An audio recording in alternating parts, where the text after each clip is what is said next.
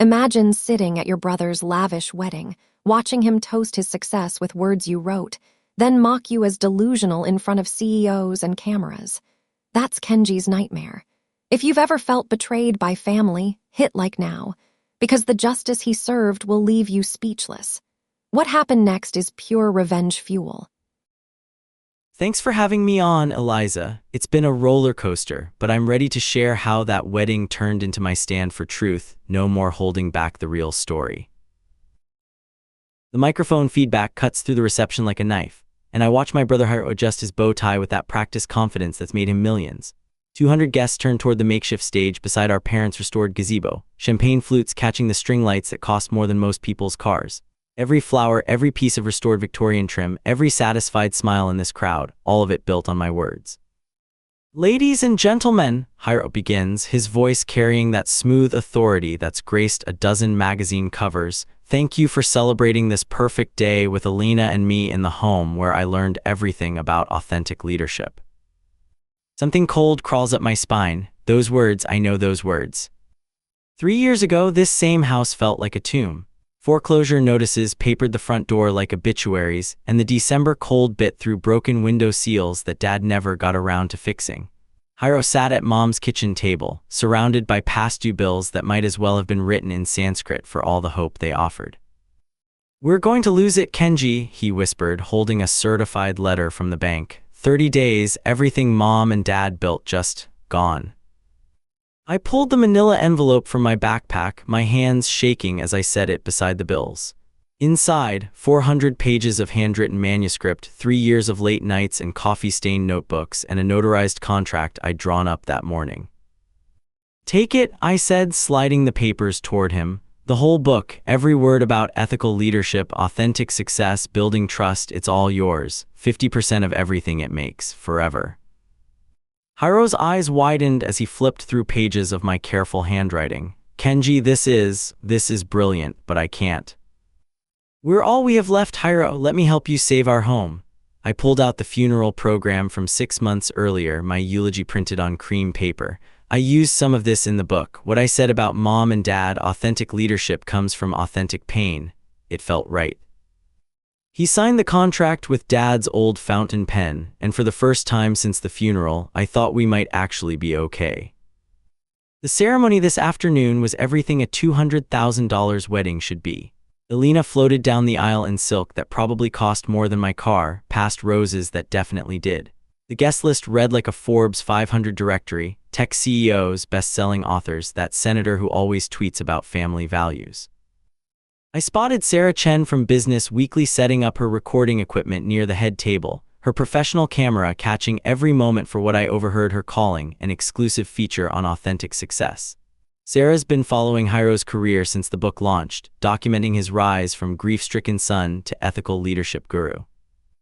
The irony tastes like champagne and bile. I adjusted my off-the-rack suit, the same one I wore to 3 job interviews this month, and watched Hiro work the crowd. Every handshake, every laugh, every humble nod when someone praised his insights about leading through adversity. The gazebo where we scattered Mom's ashes now draped in Italian silk. The garden where Dad taught us to throw a baseball now hosting a string quartet. Every flower, every piece of restored trim, every smile, I murmured to myself, all of it built on my words, and Sarah's here to make it permanent. The catering tent blocked most of the reception noise, which is probably why Hiro thought no one could hear him talking to Alina's father behind it. I'd only ducked back here to escape another well-meaning relative asking when I'd find my direction like Hiro had. Quite sad, really, Hiro was saying, his voice carrying that concerned tone he'd perfected for media interviews. My brother has issues. He's convinced he wrote my book. It's actually quite heartbreaking. The champagne in my stomach turned to acid. Alina's father, Richard something, owns half of downtown, made a sympathetic noise. Mental health is so important, you're generous to keep supporting him. Family is everything, Hiro replied, and I could practically hear his humble shrug. Kenji peaked in high school, you know, star of the debate team, full scholarship to Northwestern, but some people just aren't built for real success. He spent 15 years blaming everyone else for his failures. My hands clenched around the tent pole. Through the gap in the canvas, I could see Hiro's face, earnest, concerned, playing the role of the long-suffering, successful brother. He plagiarizes my ideas constantly, Hiro continued. Sends them to publishers claiming he wrote them. I've had to make some calls, protect people from wasting their time. It's the least I can do. Richard leaned closer, lowering his voice. Where do you think this obsession comes from? Our parents' death hit him hard, Hiro said, and now his voice carried that practiced vulnerability that had made him a keynote speaker favorite. Mom and Dad's accident taught me everything about authentic leadership, about rising from authentic pain. That's where the book really came from, their final lesson to me about perseverance. The world tilted. Those were my words from my eulogy, from the speech I gave at their funeral while Hiro sat in the front pew, too devastated to speak. The same words I'd shared with him that night in Mom's kitchen, thinking I was helping him heal. Kenji never processed their loss properly, Hiro continued. He's been stuck in that grief ever since, unable to move forward. Sometimes I think he genuinely believes his fantasies about writing the book. It's his way of trying to feel important again. Through the tent gap, I watched Richard nod with understanding, filing away this explanation for future reference. Another ally turned against me with surgical precision. I stumbled back to my assigned table number 12 near the kitchen doors as dinner service began. The conversations around me buzzed with anticipation about Hiro's upcoming toast, but fragments of other discussions cut through my shock like glass shards. Movie rights sold for 7 figures. Sequel announcement tonight. Stopped the monthly payment 6 months ago. My brain latched onto that last phrase, monthly payments.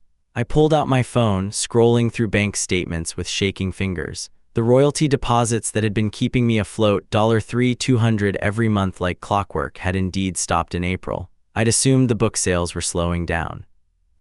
But the conversations around me suggested otherwise. Netflix is in a bidding war for the adaptation rights, someone was saying at the next table. Hiro's agent thinks it could hit 9 figures with international distribution. 9 figures, and according to that contract I'd signed in Mom's kitchen, the one Hiro had filed away and apparently forgotten about, 50% of derivative works belonged to me. 50% of derivative works, I whispered, the legal language suddenly crystal clear. Every single penny of that movie deal is half mine. As the salad course arrived, Hiro stood at the head table, testing the microphone for his toast. The sound system crackled to life, and his voice filled the reception tent with that same authoritative warmth that had sold 800,000 copies of my book. Those weren't just familiar phrases, I realized, my fork frozen halfway to my mouth. They were MY phrases, every single word. The manuscript pages I'd handed him that desperate December night. The eulogy words I'd whispered at Mom's grave while he stood beside me, silent with grief. The contract I'd signed thinking I was saving our family, not selling my soul. Around me, 200 influential guests prepared to witness Hiro's moment of triumph. Sarah Chen adjusted her camera angle to catch every word. Elena glowed beside him, radiant in her ignorance of what her new husband had built his empire on. And at table 12 near the kitchen doors, I sat in my off-the-rack suit with the full weight of 3 years of systematic betrayal finally crashing down on me. The recognition wasn't gradual anymore. It was complete, devastating, and absolutely certain. Hiro raised his champagne flute, smiled that million-dollar smile, and began to speak my words to the world. The dinner service began at 7:30 sharp, servers weaving between tables with military precision while conversations buzzed about Hiro's upcoming announcements. I pushed my salmon around my plate, appetite destroyed by the weight of what I'd overheard behind the catering tent, but the real devastation was still coming. I excused myself from table 12, needing air and space to process what Hiro had said about me to Elena's father. The restroom area was tucked behind the main reception tent, accessed through a narrow corridor lined with Elena's childhood photos, a reminder that this was supposed to be about love, not the systematic destruction of my life.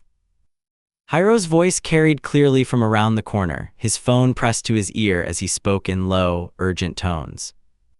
"No, Marcus, we stick to the plan," he was saying to his agent. "The movie announcement happens during the toasts before the producer catches his red eye to LA." I froze, pressing myself against the photo wall. What about the royalty situation? Marcus's voice was tinny through the speaker, but audible. Kenji's been calling my office about missed payments. Hiro's laugh was cold, nothing like the warm chuckle he'd perfected for interviews. Kenji doesn't need to know about the royalty payments. He's getting free housing, that's payment enough. The book's pulling in 40 grand a month now with the corporate speaking tie-ins. 40,000 every month, and I'd been getting nothing since April.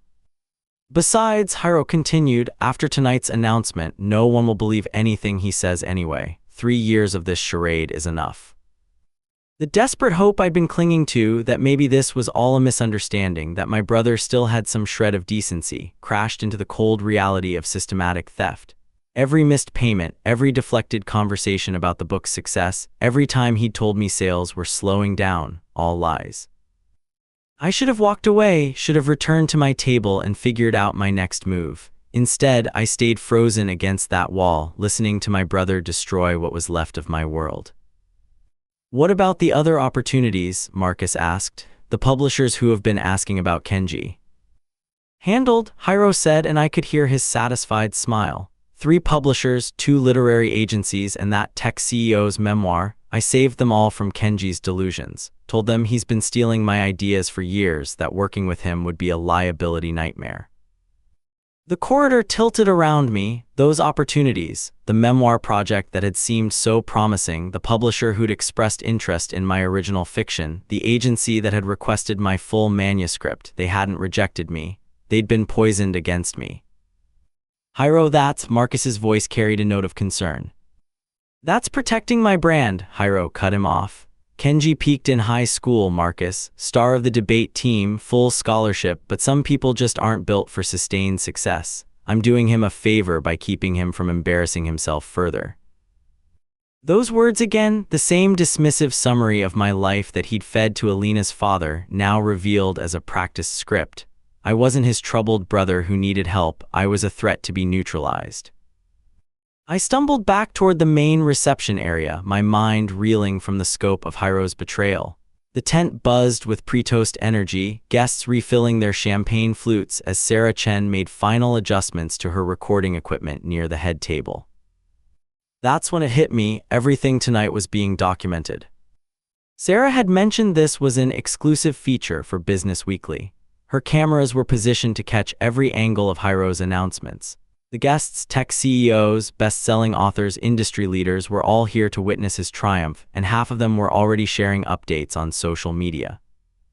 We want the movie announcement during the toasts before the producer has to catch his red-eye to LA, I heard Alina's maid of honor telling the wedding coordinator. Sarah needs it for her deadline. My panic grew as I realized how public and permanent this betrayal would become. Not only was Hiro stealing my work and destroying my opportunities, but he was doing it in front of 200 influential witnesses, all of them recording and sharing his moment of glory. By tomorrow morning, Hiro's success story would be trending worldwide, cemented in the public consciousness as his authentic triumph over adversity, and I would be forever cast as the delusional brother who couldn't accept his own failures. The recording equipment seemed to mock me from across the tent, professional cameras that would capture every word of his toast, every humble smile as he accepted congratulations for my work, every gracious acknowledgement of the movie deal that was legally half mine. As I returned to table 12, trying to process the magnitude of what I'd learned, I noticed the small wrapped packages beside each place setting. Wedding favors, I'd been too distracted during the cocktail hour to pay attention to them. With shaking hands, I unwrapped the elegant package. Inside was a signed copy of Authentic Leadership, my book, with Hiro's signature scrawled across the cover, but it was the dedication page that made my blood turn to ice. To Alina, my eternal love, it read in Hiro's careful handwriting, and to all who understand that authentic leadership comes from authentic pain.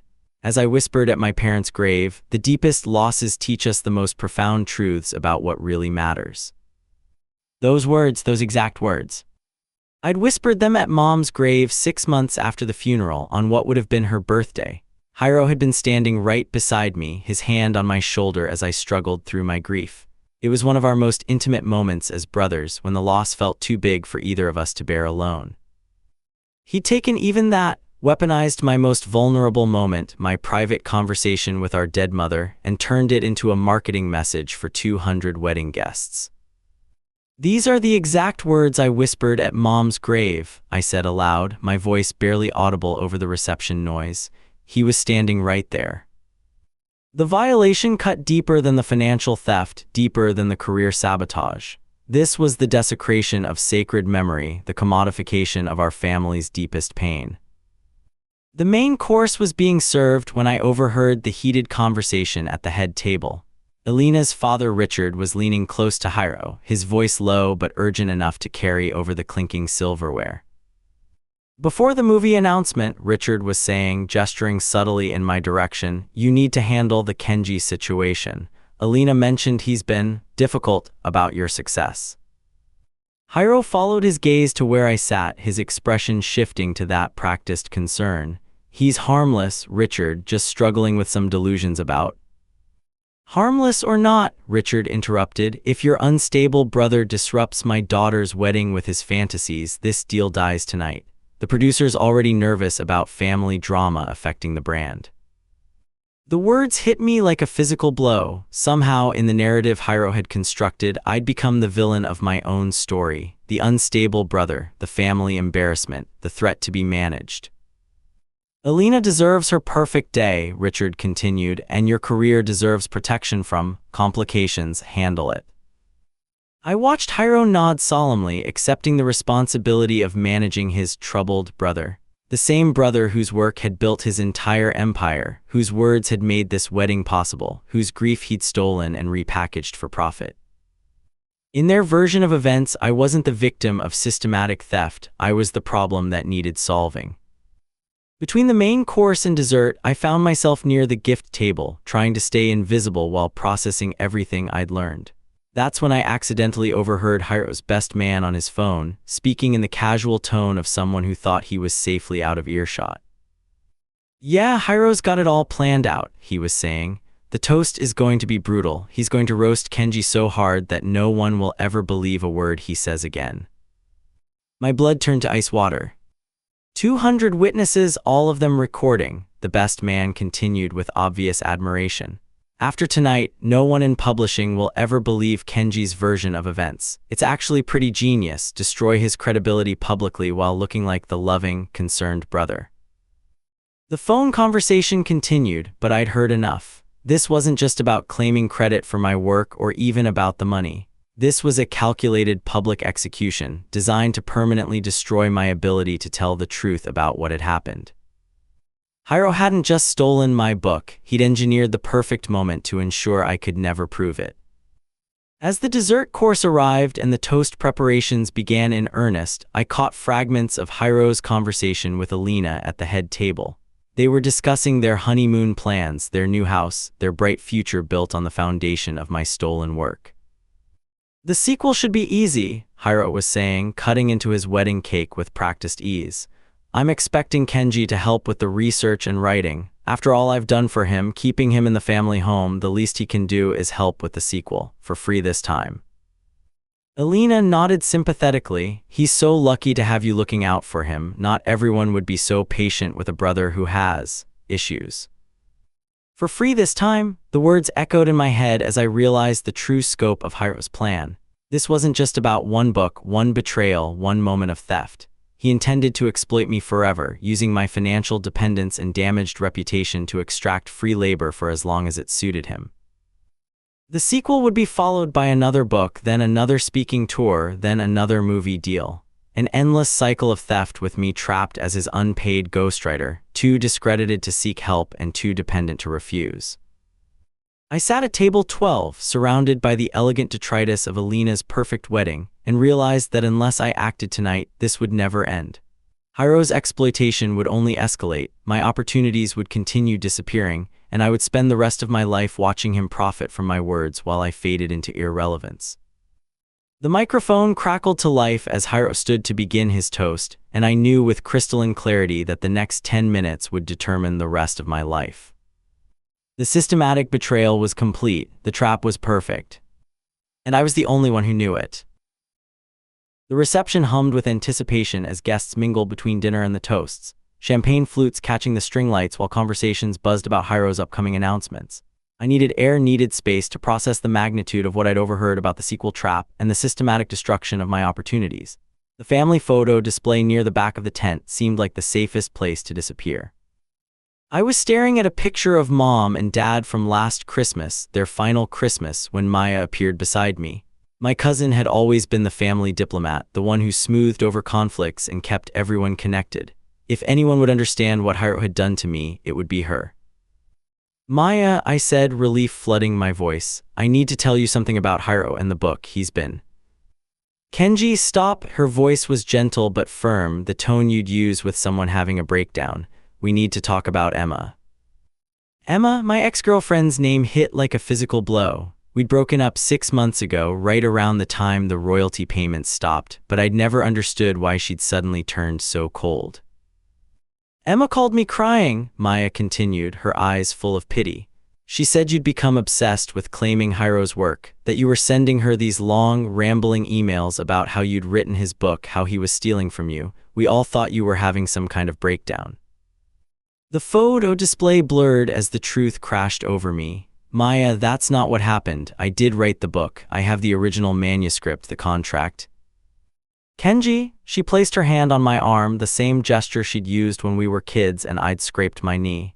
Emma showed me the emails. You were accusing Hiro of plagiarism, threatening to expose him. She was scared, honey. She said you weren't sleeping, weren't eating, just obsessing over this fantasy. Fantasy? The word echoed in my head as I realized the scope of Hiro's character assassination. He hadn't just stolen my work, he'd poisoned my personal relationships, turned my desperate attempts to tell the truth into evidence of mental instability. Even family has turned against me, I whispered, watching Maya's face confirm what I already knew. In her mind, I wasn't the victim of theft, I was the unstable brother who couldn't accept his own failures. The crushing isolation was complete. Every ally, every support system, every person who might have believed my story had been systematically turned against me with surgical precision. I stumbled away from Maya's pitying gaze, desperate for any lifeline that might save me from drowning in Hiro's lies. The head table came into view, and I spotted Sarah Chen adjusting her recording equipment, preparing to document Hiro's triumph for posterity. Sarah, the journalist, the one person here who valued truth above everything else. I approached her table with the desperate hope of a drowning man reaching for driftwood. She looked up from her camera settings, recognizing me from the family introductions earlier. Sarah, I said, trying to keep my voice steady, I need to tell you something about Hiro's book, about how it was really written. Her professional interest sparked. Oh, are you planning to share some behind-the-scenes insights for my feature? More than that, I pulled out my phone, showing her photos of the original manuscript pages. I wrote that book, every word. I have the handwritten drafts, the notarized contract giving me 50% of all royalties and derivative works. Sarah studied the phone screen, her journalistic instincts clearly engaged. For a moment, hope fluttered in my chest. Finally, someone who might listen, who might investigate, who might help me reclaim my stolen life. This is fascinating, Kenji, she said, handing back my phone, and I'd love to explore this story properly, but I'm waiting for Hiro's big announcements during the toasts to complete my current piece. The movie deal confirmation, the sequel announcement, this story needs those elements to be complete before I can publish. The hope shattered like champagne flutes hitting concrete. After tonight's feature runs, Sarah continued, we should definitely sit down and discuss your perspective. This could make for an interesting follow-up piece about family dynamics in success stories. A follow-up piece after Hiro's triumph was already cemented in the public consciousness. After the movie deal was announced and celebrated. After 200 witnesses had recorded his moment of glory and shared it with the world. I watched proper channels hit a timing wall, realizing that justice delayed would be justice denied forever. I needed air, real air, not the suffocating atmosphere of the reception tent where every conversation felt like another nail in my coffin. The back terrace of the family home offered escape from the guests and their unknowing participation in my destruction. The terrace overlooked Mom's garden, now perfectly manicured for the wedding photos. I was leaning against the railing, trying to process Sarah's rejection, when Hiro's voice carried clearly from the French doors behind me. "No, the timeline is perfect," he was saying into his phone, his voice carrying the cold calculation I'd heard earlier. "After tonight's announcement, Kenji will be completely discredited. No one will believe anything he says." I pressed myself against the wall beside the doors, hidden in the shadows. "The sequel arrangement is already in place," Hiro continued. "Kenji's living in the past in that house, surrounded by memories he can't let go of. One word from me and he's homeless. He'll write whatever I need." The casual cruelty in his voice was breathtaking. This wasn't just about one book or one betrayal. This was a permanent trap designed to exploit me forever. He's got nowhere else to go, no one who believes him, no opportunities I haven't already poisoned. The perfect ghostwriter, talented, desperate, and completely under my control. Rock bottom opened up beneath me like a trapdoor. This exploitation wasn't just permanent, it was designed to escalate. Hiro would extract sequel after sequel, book after book, idea after idea, until I was nothing but an unpaid content generator for his empire. The realization that this would never end unless I acted hit me like a physical blow. Hiro's cruelty wasn't impulsive, it was calculated, systematic, and designed to last forever.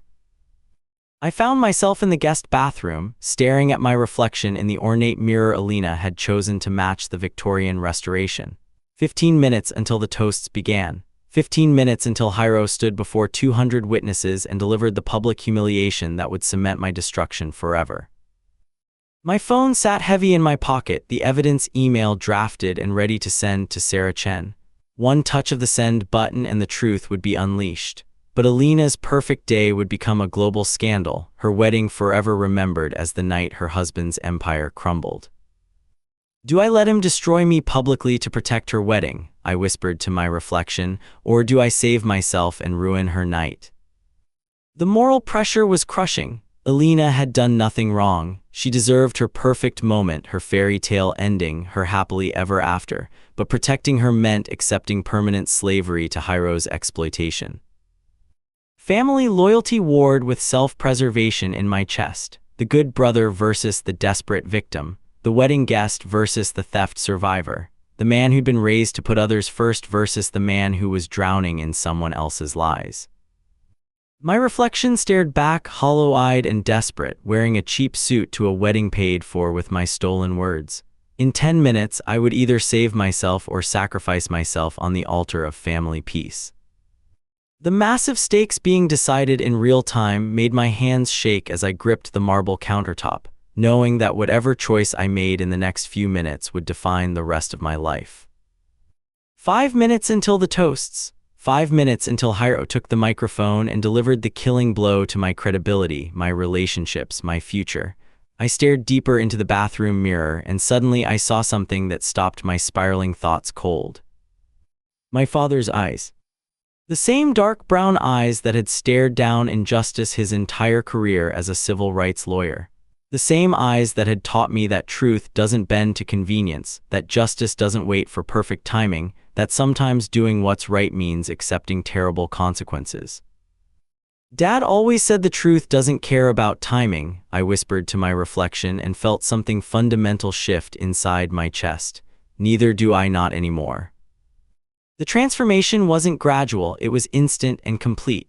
The desperate victim who'd been scrambling for scraps of sympathy died in that mirror, replaced by something harder, colder, more determined. I wasn't Hiro's troubled brother anymore. I wasn't the family embarrassment or the delusional failure. I was the man whose words had built an empire, whose grief had been weaponized for profit, whose life had been systematically destroyed by someone who should have protected it. And I was done being a victim. The wedding could burn, Alina's perfect day could crumble, Hiro's empire could collapse in real time in front of 200 witnesses. None of that was my responsibility anymore. My responsibility was to the truth, to justice, and to the parents who'd raised me to fight for what was right regardless of the cost. Cold determination replaced desperation as I pulled out my phone, finger hovering over the send button. The evidence email sat ready, loaded with handwritten manuscript photos and contract documentation that would destroy everything Hiro had built. But as I prepared to pull the trigger on 3 years of systematic betrayal, one final complication was waiting to test my resolve. I returned to the reception area as the lights dimmed and guests gathered around the makeshift stage. Hiro stood at the microphone, radiant in his success, preparing to deliver the toast that would complete my destruction.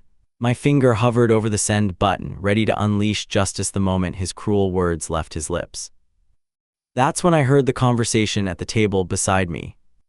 Sarah practically raised me after my parents divorced, Alina was saying to her maid of honor, gesturing toward the journalist who was positioning her camera to record the toasts. She's like a second mother to me. Having her document our wedding story means everything. The phone nearly slipped from my hands. Sarah Chen wasn't just the journalist who could expose Hiro's lies. She was Alina's godmother, the woman who'd helped raise the bride, who'd been there for every milestone, every heartbreak, every triumph leading to this perfect day. Sending that email wouldn't just destroy Hiro's career, it would force Alina's beloved godmother to choose between protecting the bride's happiness and reporting the truth. It would turn Sarah's professional triumph into a personal nightmare, her exclusive feature into a family catastrophe. The agonizing moral conflict tore through me as justice and compassion warred in my chest. Any action I took would hurt innocent people. Protecting Alina meant accepting permanent exploitation. Exposing Hiro meant destroying the wedding of a woman who'd never wronged me and traumatizing the godmother who loved her. Hiro's voice crackled through the sound system as he began his toast, and I realized I was trapped in the hell of a fix I'd never imagined. Every choice led to devastating consequences for people who didn't deserve them. My finger trembled over the send button as the impossible complication crystallized. There was no clean way out of this trap, no path to justice that didn't require collateral damage to innocent hearts. But as Hiro's first words reached the crowd, I felt something settle in my chest, a cold, hard certainty that would guide me through the moral maze ahead. The truth didn't care about timing, and it didn't care about collateral damage either. Neither did I not anymore. The microphone feedback cut through the reception like a blade, and every conversation died as 200 guests turned toward the makeshift stage. Hiro stood there in his perfect tuxedo, champagne flute raised, that practiced smile radiating the confidence that had made him millions. The string lights caught the crystal, casting rainbow fragments across faces eager to witness his triumph. I sat at table 12, phone heavy in my pocket, the evidence email loaded and ready. Sarah Chen adjusted her camera angle near the head table, preparing to document what she thought would be Hiro's crowning moment. Alina glowed beside him, radiant in her ignorance of what her husband's empire was built on. My finger hovered over the send button as Hiro's voice filled the tent with that smooth authority that had graced magazine covers and keynote stages worldwide. Ladies and gentlemen, thank you for celebrating this perfect day with Elena and me. The first words of Hiro's toast washed over me like ice water, but something had changed in that bathroom mirror. The desperate victim who'd been scrambling for scraps of sympathy was gone, replaced by something harder, colder, more determined. I wasn't reacting anymore, I was calculating. Every instinct screamed at me to send the email immediately, to stop this humiliation before it started. But as I watched Hiro work the crowd with practiced charm, a different strategy crystallized. Let him finish digging his own grave. Sarah was watching every word, recording every gesture, and she valued truth above everything else, even her goddaughter's perfect day. Strategic patience over reactive revenge, I whispered to myself, feeling an almost zen-like calm settle over my volcanic determination. Around me, guests leaned forward in anticipation, champagne flutes catching the light as they prepared to witness what they thought would be a heartwarming family tribute. But I knew better. I'd overheard the best man's phone call, heard the casual cruelty in Hiro's voice as he planned my public destruction. This wasn't going to be a loving toast, it was going to be a character assassination designed to ensure no one would ever believe my version of events.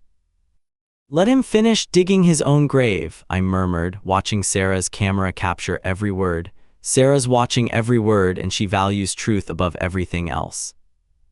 The moral evolution felt complete. I wasn't choosing blind revenge anymore. I was choosing justice with compassion, strategic timing over emotional reaction. Hiro would destroy himself with his own cruelty, and I would simply provide the evidence to make sense of what everyone was about to witness. Hiro's toast started warmly enough, thanking Alina's family for welcoming him, praising the restoration of our family home, acknowledging the guests who traveled far to celebrate with them. But I could see the shift coming, the subtle change in his expression as he prepared to deliver the killing blow. "Family," he said, his voice taking on that concerned tone I'd heard him practice, "teaches us so much about authentic leadership, about rising above adversity, about supporting those who struggle to find their own path." His eyes found mine across the reception tent, and I felt 200 pairs of eyes follow his gaze to table 12, where I sat in my off-the-rack suit like a target painted for destruction. "My brother Kenji is here tonight," Hiro continued, and the warmth in his voice couldn't quite mask the cruelty underneath. "And I want to take a moment to talk about the importance of family loyalty, especially when that family member is going through a difficult time." The tent fell silent except for the soft whir of Sarah's camera recording every word. I could feel the guests' discomfort as they sensed the shift in tone, the way a loving tribute was curdling into something darker. Hiro raised his champagne flute higher, his smile never wavering. "Some people just aren't built for success. My brother peaked in high school and has spent 15 years blaming everyone else for his failures." The words hit the crowd like a physical blow. Gasps rippled through the reception as guests exchanged uncomfortable glances, suddenly realizing they were witnessing a public humiliation rather than a celebration. But Hiro wasn't finished. He pointed directly at me, his voice carrying clearly through the sound system. "Kenji has convinced himself that he wrote my book. It's actually quite heartbreaking, this delusion that he's responsible for my success, that I somehow stole his ideas." His guests laughed nervously, the sound sharp and uncomfortable in the stunned silence that followed. The cruelty was breathtaking in its precision, every word calculated to destroy my credibility while positioning him as the long-suffering brother. I watched Sarah's face change as she recorded, her journalistic instincts clearly troubled by what she was witnessing. "Thank God our parents taught me the value of authentic success before they died," Hiro concluded, his voice breaking with practiced emotion. "Because watching Kenji struggle with his fantasies has shown me how important it is to build something real, something lasting, something that can't be taken away by delusion or jealousy." The applause was scattered and uncomfortable, guests clapping more from obligation than enthusiasm. But the damage was done. 200 witnesses had just watched me get publicly branded as delusional, jealous, and mentally unstable. The moment Hiro set down the microphone, I acted. Not with the desperate panic I'd felt all evening, but with the cold precision of someone who'd finally found their moment. As guests turned back to their conversations, processing the uncomfortable spectacle they'd just witnessed, I forwarded the evidence email to Sarah Chen. The subject line was simple: "The truth doesn't need drama, Sarah, it just needs light." Attached were photos of the handwritten manuscript pages, the notarized contract assigning me 50% of all royalties and derivative works, and a timeline showing exactly when each piece of Hiro's book had been written in my careful handwriting. No accusations, no emotional pleas, just evidence, clean and undeniable. I watched Sarah's phone light up with the notification, saw her glance at the screen with professional curiosity before her expression changed completely.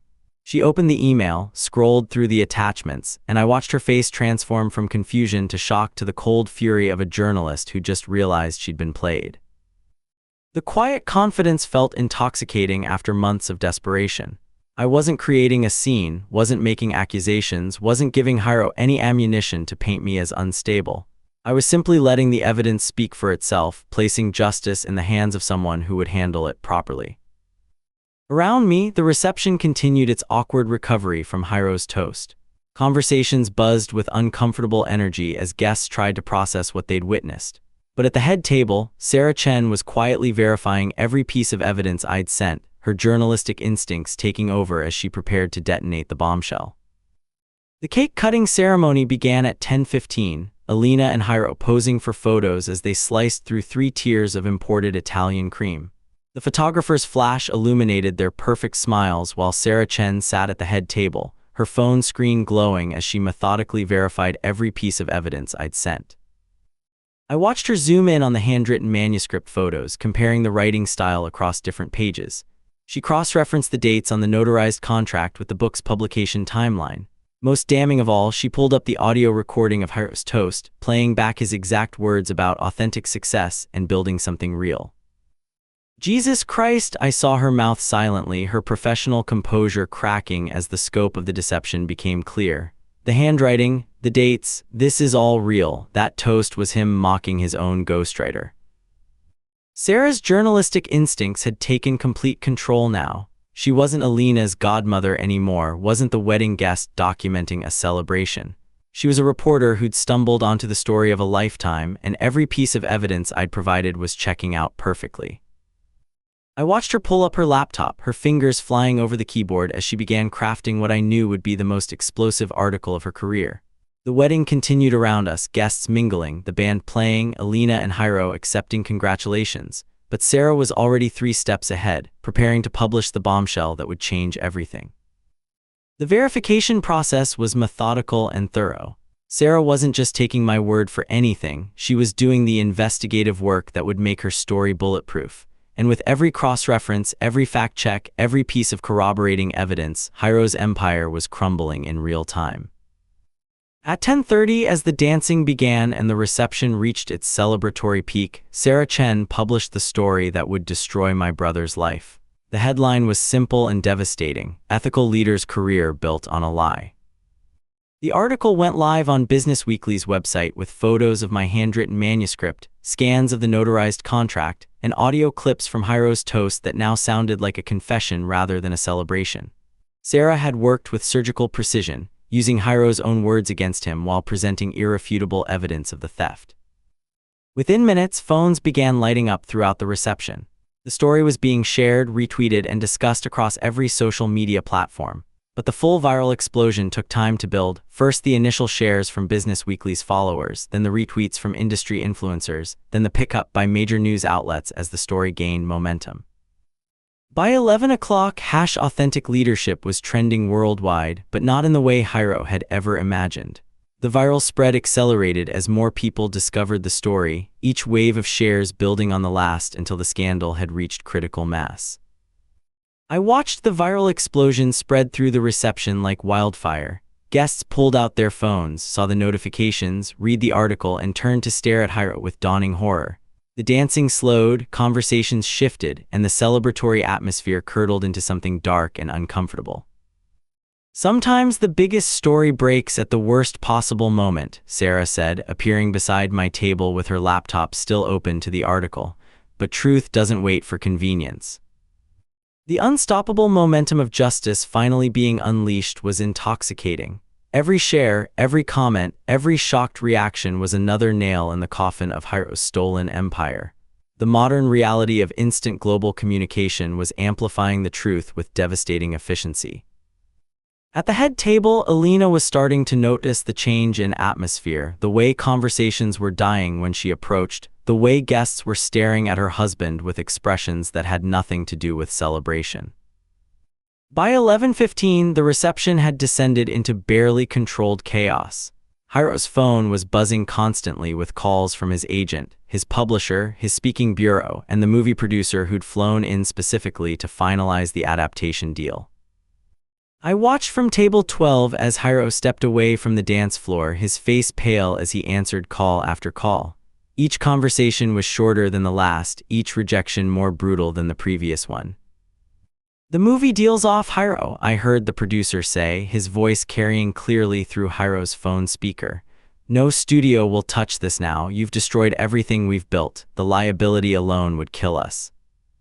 Publishers were canceling speaking engagements. Corporate sponsors were pulling endorsements. The carefully constructed empire built on my stolen words was collapsing in real time as the truth spread across the internet like a virus. Alina stood in the middle of the dance floor in her $1,000 dress, tears streaming down her face as she watched her perfect wedding dissolve into a global scandal. Guests were leaving early, their congratulations turning to whispered conversations about fraud and family betrayal. The immediate and devastating consequences were everything I'd hoped for and more brutal than I'd imagined. Hiro's world wasn't just cracking, it was imploding completely, taking down everyone and everything connected to his stolen success. But the bittersweet satisfaction of justice served was tempered by the collateral damage I was witnessing. Alina's perfect day was ruined. The family home would forever be associated with scandal. The wedding that should have been a celebration had become a public execution. At 11:30, as the reception dissolved into chaos and guests began leaving early, I approached Hiro near the family home's front steps. He stood alone, his phone silent for the first time all evening, his empire in ruins around him. "Kenji," he said, his voice hollow with defeat, "I can explain." "No need," I interrupted, pulling out a printed copy of the contract we'd signed 3 years ago in Mom's kitchen. I highlighted a specific clause with my pen, section 4.2, derivative works. You might want to read the fine print. Hiro's face went white as he read the highlighted text. Author retains 50% ownership of all derivative works, including but not limited to film adaptations, sequels, and related intellectual property. "You just humiliated your business partner," I said quietly, watching the final piece of his destruction click into place. "Every dollar of that movie deal you announced tonight, half of it was legally mine, and now that the deal's dead, you're in breach of contract with me and liable for damages." The quiet triumph mixed with sadness for what our family had become was overwhelming. This wasn't just about money or credit anymore, it was about the complete destruction of the brother I'd once loved enough to save. "You spent 3 years teaching me about authentic leadership, Hiro," I said, turning to walk away as the last guests left the reception. "Tonight, you got a masterclass in authentic consequences." By midnight, the reception was over. The last guests had left, the catering staff was packing up, and the family home sat in darkness except for the string lights that would be taken down tomorrow. I stood on the front porch where Mom used to read to us, where Dad taught us to throw a baseball, where we'd scattered their ashes just 2 years ago. My phone showed 98 missed calls from publishers, agents, and media outlets wanting to hear my side of the story. The vindication was complete. Within hours, I'd gone from delusional failure to sympathetic victim to sought-after author in the eyes of the world. But the victory felt hollow as I looked at the wedding decorations scattered across the lawn, the remnants of Alina's perfect day destroyed by the truth I'd finally unleashed. Justice had been served, but at a cost that would haunt our family forever. "The truth doesn't care about timing," I said aloud to the empty porch, Mom's words echoing in the darkness, "and neither do consequences." The footnote of justice was written in the silence that followed, my vindication complete, Hiro's empire destroyed, and the family that had raised us both fractured beyond repair. I'd won everything I'd fought for and lost everything I'd once held dear. But as I walked back into the house that my stolen words had saved, I knew I'd made the only choice I could live with. The truth had finally seen the light, and that would have to be enough. Kenji, thank you for sharing your raw story. It shows how standing up to betrayal, even when it shatters family ties, can reclaim your voice and expose false facades. This tale teaches that true justice often demands tough choices, highlighting the irony in stolen authenticity. What would you have done in Kenji's shoes? Let us know in the comments, and if this moved you, subscribe for more unfiltered truths. I'm Eliza Quinn, and remember, here on Wedding Day Justice, veils off, justice on.